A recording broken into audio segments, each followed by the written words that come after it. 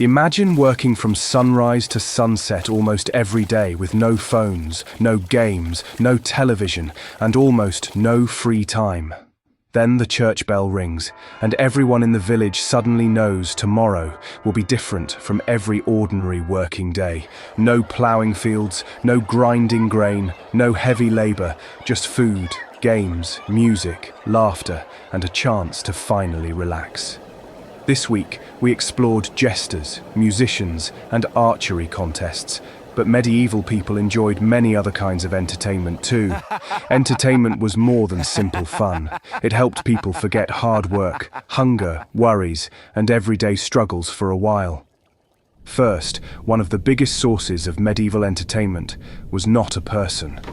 It was the calendar itself. The church decided many workdays and celebration days. Holy days became the closest thing medieval people had to vacations.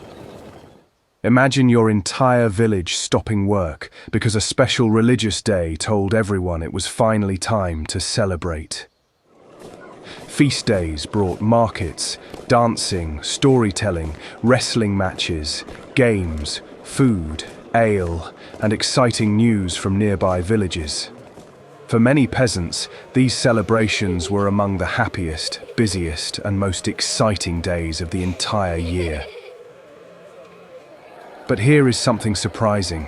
The same church that allowed many celebrations also decided when those celebrations could happen. Medieval people loved to celebrate, but churches and lords still watched over much of everyday life and entertainment.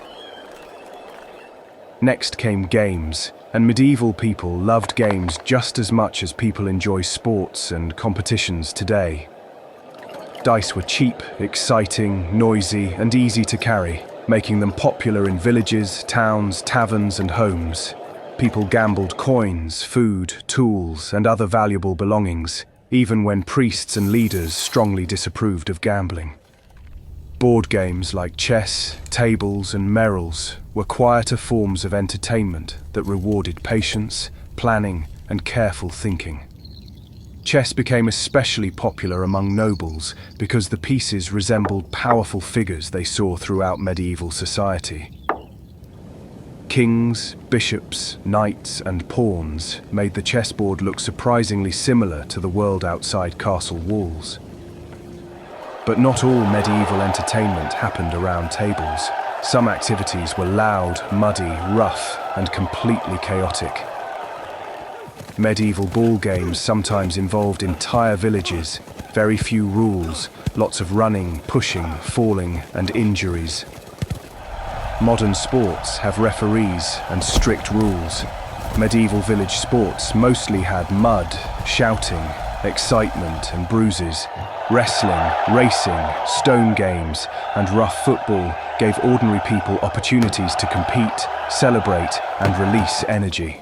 Another important kind of entertainment was visual because many people watched stories long before they ever read books. Mystery plays turned Bible stories into public performances with wagons, costumes, actors, laughter, fear, and large crowds. Imagine learning important lessons, history, religion, and dramatic stories through performances held right inside your town square.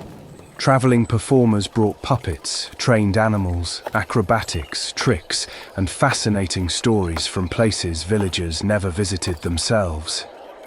For only a few small coins, people could experience something completely different without ever leaving their village. Nobles enjoyed entertainment too, including feasts, hunting, dancing, tournaments, music, and impressive displays of wealth and status.